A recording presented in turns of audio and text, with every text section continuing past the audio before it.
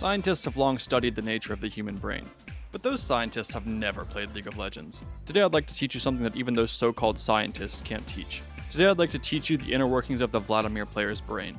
So for those thirsty for knowledge and a bit of blood, we shall begin. Now the first thing to note about the Vladimir player's brain is that it's not fully active immediately. Most of his brain is blocked off until later into the game. We'll talk about those parts later, but for now let's start with the beginning. The first part of the brain for the Vladimir player is the Crimson Confidence Cortex. You see, the Vladimir player enters every game knowing they need to play safe and scale up. But this part of the brain reminds the player that every trade is a good trade because you're Vladimir and you can just heal it back up. This makes the Vladimir player overly willing to trade half of their health bar to land one empowered Q in lane phase. After repeating this several times, they're usually underneath their tower trying to farm minions with Q. But it's all fine, right? The jungler can't dive them because they're Vladimir and they can just press W. Well, at least that's what this part of the brain will tell them. Most often they will actually die. Despite telling themselves they would play safe before the game started, this part of the brain always takes control. You see, all Vladimir players have an exaggerated sense of self-worth. Vladimir as a character has no utility in his kit. He has no buffs to his allies, he has no CC, he has nothing except raw damage. As a result, the Vladimir player always walks onto the Rift knowing they're the main character. So once their overconfidence in the early game gets punished, the next part of their brain opens up. And just the same as Vladimir is a perfectly balanced character, his brain is also perfectly balanced. Because located directly opposite of the Crimson Confidence Cortex, we see the Defensive Denial node. This is a direct counterpart to the previous area of the brain. When Vladimir players get punished for their overconfidence due to the last part of the brain, this part of the brain will step in. Now this usually presents itself in multiple forms. Most often the behaviors include muting your team, ignoring all pings, and not showing up to any fights that the team could otherwise win. Because after all, you're a Vladimir player. You're the main character and they should play around you. Everyone knows Vladimir is a late game focused mage, so nobody can really blame you for not participating in the early game. And if the enemy team secures Dragon Soul due to your absence, that just means you're getting jungle gapped as always. This defensive style that the Vladimir player develops actually becomes even more dominant the longer they play Vladimir. Most true Vladimir mains would actually rather die to their laner 10 times to develop their own bounty to claim later than to go rotate to their teammates. They know that their time is money, and Vladimir players are fine, distinguished individuals. It's not that they don't see you dying in the river, it's that they have a cannon wave that's more important. You can complain about it all you want, but the Vladimir player has already turned off pings in chat. They already know you're mad at them, but they also know you'll be thanking them later when they carry you through late game. Now let's talk about what makes Vladimir players play him in the first place. Why would anyone play this champion with an outdated model, no utility, no mobility, and stupid puns for voice lines? They love playing to the very limit. The excitement of healing back up from 1 HP manifests itself in the next part of the brain. This region is activated when Vladimir is on the brink of death with Q coming up, danger all around, but there's a hope that possesses them. And in those moments, the brain utters the sacred words of Vince Carter. I got one more in me. This is called the Carter Loop. It's an unending thirst that traps Vladimir players in a vicious cycle of re-engagement. You see, it doesn't matter if your W is on cooldown. If there's a chance to land an empowered Q, you always go back in.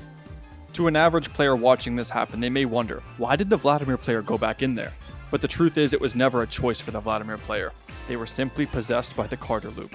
People often wonder why hamsters die in such mysterious ways. Think of the Carter Loop like the part of the hamster's brain that tells it to squeeze into a cardboard paper towel roll even though it clearly doesn't fit, or the part that makes it sprint full speed on the wheel, get flung into the air, and then get up and do it again. Vladimir players are the hamsters of Summoner's Rift. If they're low HP and there's 3 enemies alive, every sign should tell you logically to recall.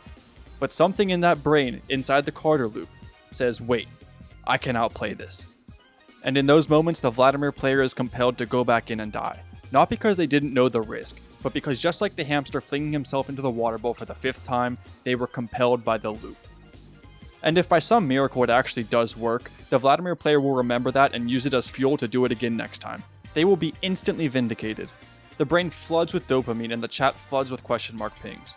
They don't remember the 15 failed attempts before that, and they don't want to, because now they're a god. And like the rare hamster who finally makes it through the paper towel tube, they will then strut around Summoner's Rift as if it was always meant to end that way. The Carter Loop is a very dangerous place. It convinces Vladimir players that they can defy all common sense for the high of one big Q crit. It is not logical, it is not safe, but it is content. And that's what truly matters.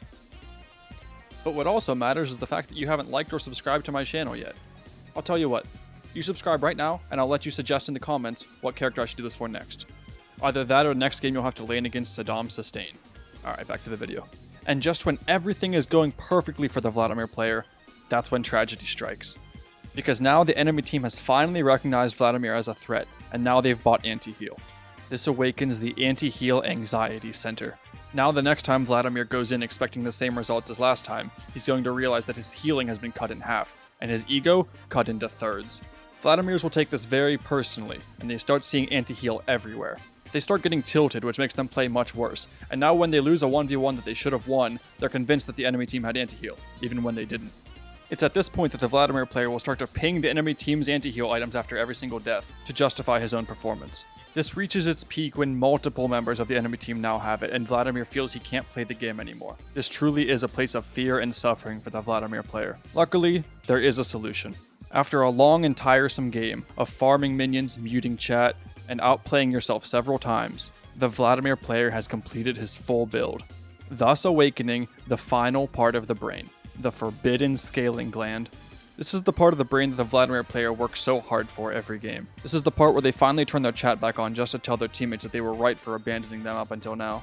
The early game is but a distant memory because now everyone is reliant on you, and the Vladimir player would have it no other way. They have now transcended mortality. The anti-heal the enemy team built no longer matters because you have 6,000 health and you one-shot all of them. The teammates who once flamed you and pinged you are now singing your praises. You no longer fear anti-heal. You no longer remember your embarrassing early game. You no longer hear pings. You are become teamfight, the ender of games. This part of the brain does not just sit independent from the rest. It consumes the entire volume of the brain. Nothing you had to think about before this moment matters anymore. You're not just playing League anymore, you're performing it. The transformation is complete. You have scaled, and everything else was merely foreplay. You thrive with satisfaction when you one-shot the person who tried to counter you before. So while it may be true that the greatest scientist in the world can't explain why Vladimir players choose to play him, as a Vladimir player, I can tell you, it's the stats at the end of the game. And that will conclude today's class. Next time you see a Vladimir showcasing any of these behaviors we just talked about, just remember, he's not inting, he's scaling. Subscribe for more knowledge.